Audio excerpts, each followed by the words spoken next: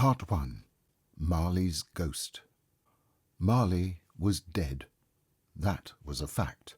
His certificate of death was official, and then Scrooge signed it, which was the right thing to do, for Scrooge had been Marley's business partner for many years, and more, he had been Marley's only friend.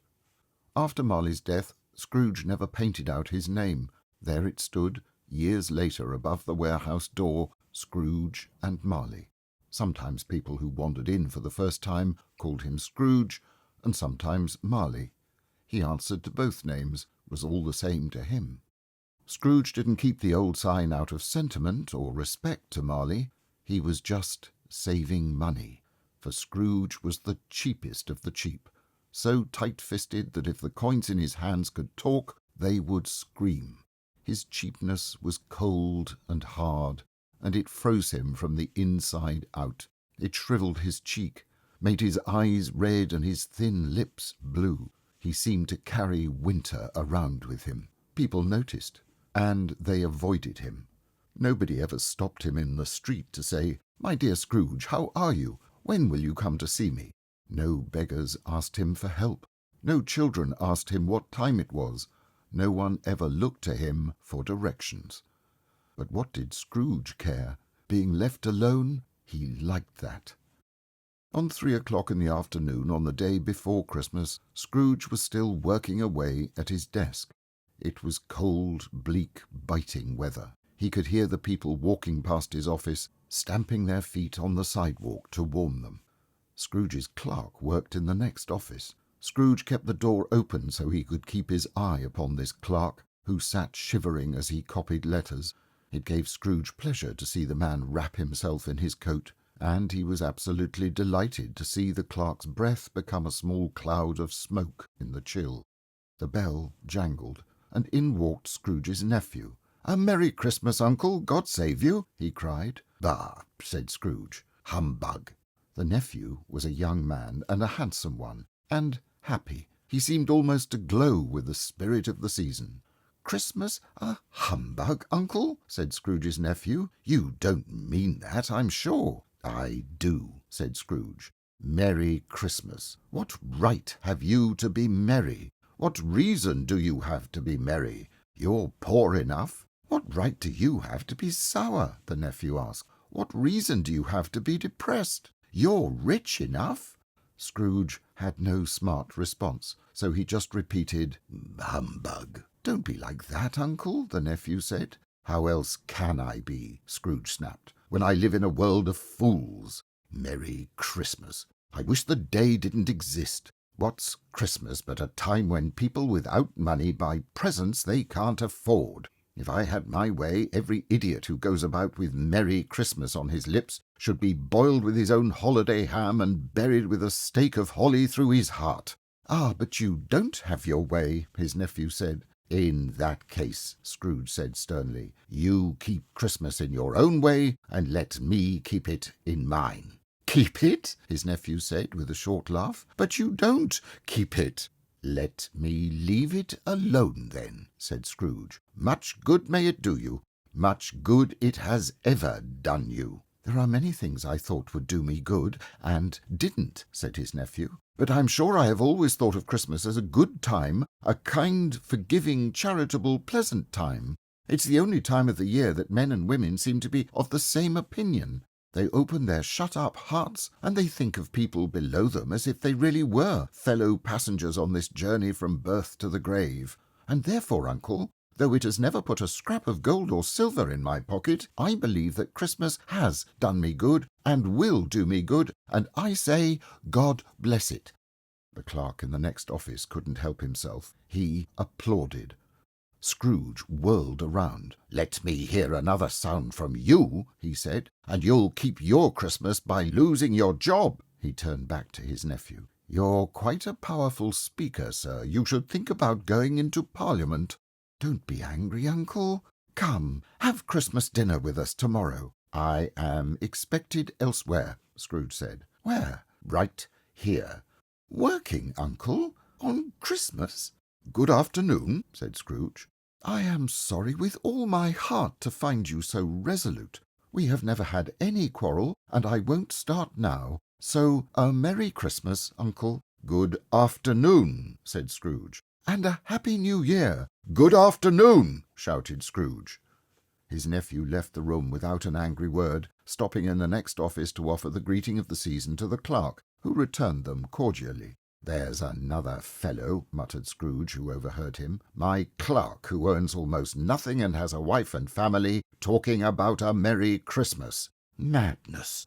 The clerk, in letting Scrooge's nephew out, had let 2 other people in.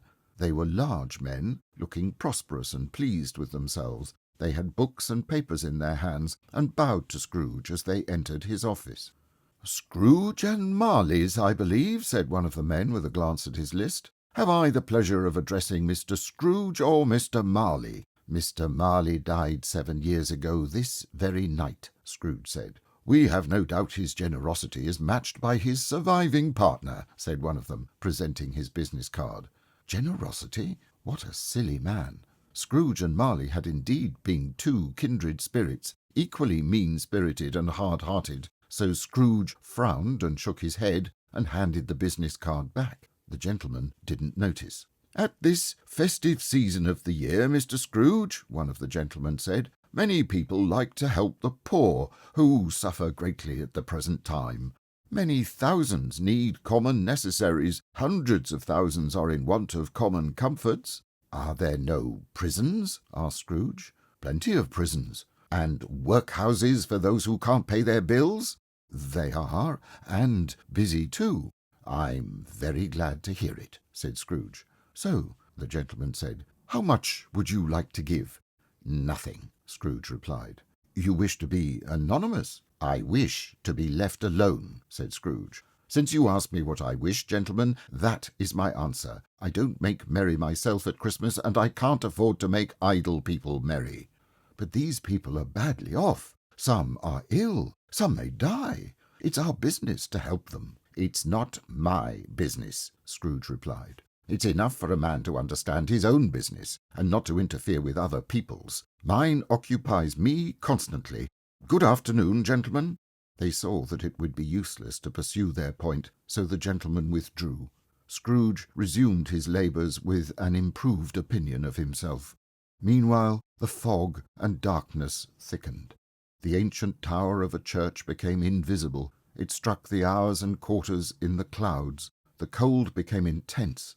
In the main street, the brightness of the shops made pale faces glow as they passed. Butcher shops became a glorious pageant of pheasant and duck and goose, so it was next to impossible to believe that anyone anywhere had to think about such dull realities as bargains and sales. And then it turned foggier yet, and colder. It was piercing, searching, brutally cold when Scrooge rose from his desk to close the office for the day. The clerk took this moment to enter. "Sir," the clerk said. Scrooge knew what was coming. "You want all day tomorrow, I suppose," said Scrooge. "If it's convenient, sir." "It's not convenient," said Scrooge, "and it's not fair. If I was to hold back some of your salary for it, I bet you'd think yourself badly treated." The clerk smiled faintly. "And yet," said Scrooge, "you don't think me badly treated when I pay a day's wage for no work." The clerk observed that it was only once a year. "A poor excuse for picking a man's pocket every 25th of December," said Scrooge, buttoning his coat to the chin. "But I suppose you must have the whole day. Be here all the earlier next morning." The clerk promised that he would, and Scrooge walked out with a growl. The office was closed in a twinkling, and the clerk hurried home to play with his children. Scrooge had dinner alone in a dull, badly lit restaurant. He read the newspapers, then went home to bed, in Marley's old apartment, as it happened. It was a gloomy suite of rooms in a gloomy building, and lonely, for nobody lived in it but Scrooge. The other rooms had been rented out as offices. There was nothing at all particular about the knocker on the door, except that it was very large, and it's fair to say that Scrooge very rarely thought of Marley. But as he turned the key in the lock, something impossible happened. The knocker turned into Marley's face. Marley's face. It was not in deep shadow, but had a dismal light about it.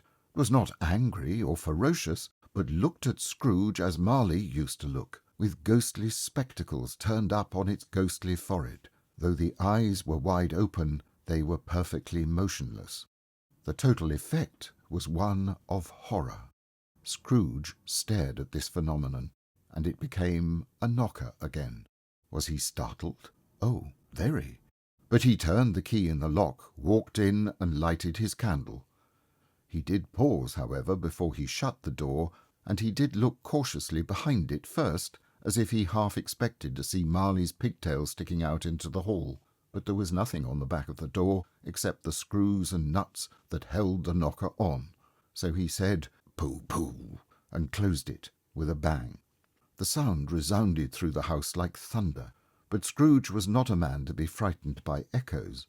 He fastened the door, walked across the hall and up the stairs. Darkness is cheap, and Scrooge liked it.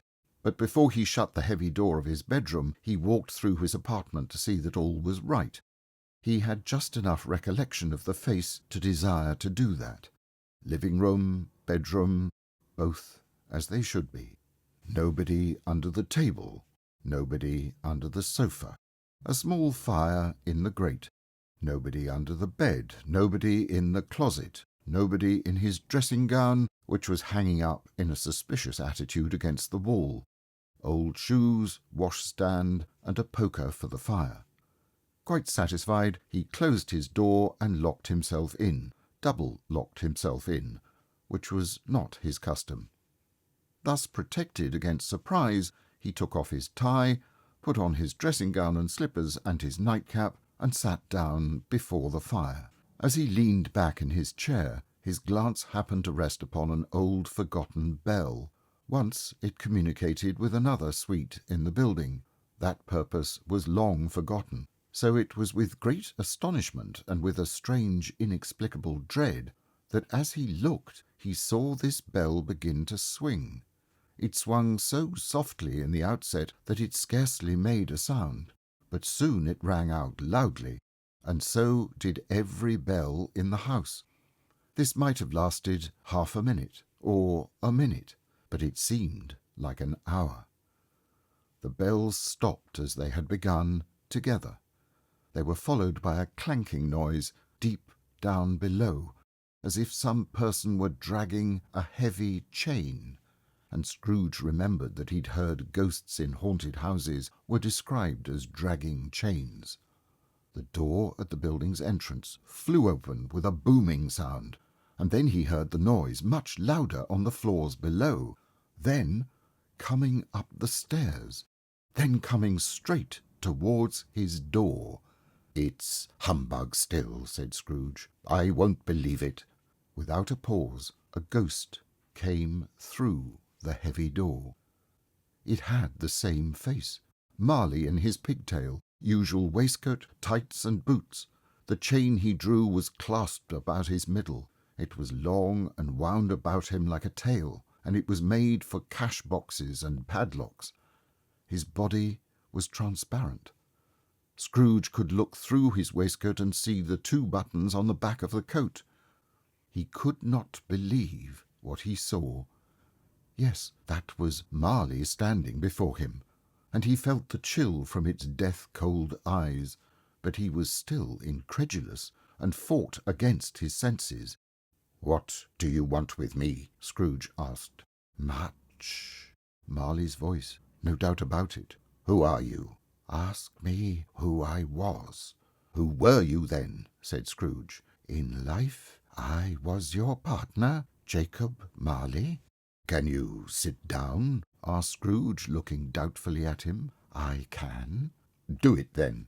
The ghost sat down on the opposite side of the fireplace, as if he were quite used to it. "You don't believe in me?" observed the ghost. "I don't," said Scrooge. "Why do you doubt your senses?" "Because a little thing affects them. You may be an undignified bit of beef, a blot of mustard, a crumb of cheese, a fragment of an underdone potato. There's probably more of gravy about you than the grave." Scrooge was not much in the habit of cracking jokes, nor did he feel in his heart by any means jolly. The truth is, he tried to be clever as a means of fighting off his terror, for the ghost's voice disturbed the very marrow in his bones. The ghost sat perfectly motionless. Then it raised a frightful cry, and shook its chin with such a dismal and appalling noise that Scrooge held on tight to his chair to save himself from falling in a swoon. But how much greater was his horror when the phantom unwound the bandage round its head, and its lower jaw dropped down upon its breast. Scrooge fell upon his knees, and clasped his hands before his face. "Mercy," he said, "dreadful apparition, why do you trouble me?" "Man of the worldly mind," replied the ghost, "do you believe in me or not?" "I do," said Scrooge. "I must. But why do spirits walk the earth, and why do they come to me?" "It is required of every man," the ghost returned, "that the spirit within him should walk among his fellow men and travel far and wide. And if that spirit does not do that in life, it is condemned to do so after death. It is doomed to wander through the world and witness what it cannot share, but might have shared on earth, and turned to happiness." Again the ghost raised a cry, and shook its chain, and wrung its shadowy hands. "You are chained," said Scrooge, trembling. "Tell me why." "I wear the chain I forged in life," replied the ghost. "I made it link by link, and yard by yard. I created it of my own free will, and of my own free will I wore it. Is its pattern strange to you?" Scrooge trembled more and more. "Or would you know," pursued the ghost, "the weight and length of the strong chain you carry? It was full and heavy and as long as this 7 Christmas Eves ago. You have laboured on it since. It is a very weighty chain." Scrooge glanced about him on the floor, in the expectation of finding himself surrounded by some 50 or 60 feet of iron cable, but he could see nothing. "Jacob," he said imploringly, "old Jacob Marley, tell me more. Speak comfort to me, Jacob." "I have none to give," the ghost replied. "Comfort comes from other regions, Ebenezer Scrooge, and is conveyed by other ministers to other kinds of men. Nor can I tell you what I would. A very little more is all that is permitted to me. I cannot rest, I cannot stay, I cannot linger any more. My spirit never walked beyond our office. In life my spirit never wandered farther than our bank. Now weary journeys lie before me. 7 years dead, and travelling all the time?" "The whole time," said the ghost. "No rest, no peace, incessant torture of remorse." "You travel fast?" said Scrooge. "On the wings of the wind," replied the ghost. "You might have got over a great quantity of ground in 7 years," said Scrooge. The ghost clanked its chains. "Yes, but no regret can make amends for a lifetime of missed opportunity. Such was I. Oh, such was I." "You were always a good man of business, Jacob," said Scrooge. "Business!" cried the ghost, wringing its hands. "Mankind was my business. The common welfare was my business. Charity, mercy, and benevolence were my business. The dealings of our company were but a drop of water in the ocean of my business." The ghost held up its chain at arm's length, as if that were the cause of all its grief, and flung it heavily upon the ground again. "At this time of the year," the ghost said, "I suffer most. Why did I walk through crowds of fellow beings with my eyes turned down, and never raise them to that blessed star which led the wise men? Were there no poor homes to which its light would have conducted me?" Scrooge was very much dismayed to hear the ghost going on in this way, and began to quake exceedingly. "Hear me," cried the ghost. "My time is nearly gone. "I will," said Scrooge, "but don't be hard upon me, Jacob." "Do you know," the ghost said, "that I have sat invisible beside you many a day?" It was not an agreeable idea. Scrooge shivered and wiped the perspiration from his brow. "I have come here tonight to warn you that you still have a chance to escape my fate." "You were always a good friend to me," said Scrooge. "Thank you." "You will be haunted," the ghost said, "by 3 spirits." "Is that the chance you mentioned, Jacob?" he demanded in a faltering voice. "It is." I think I'd rather not," said Scrooge.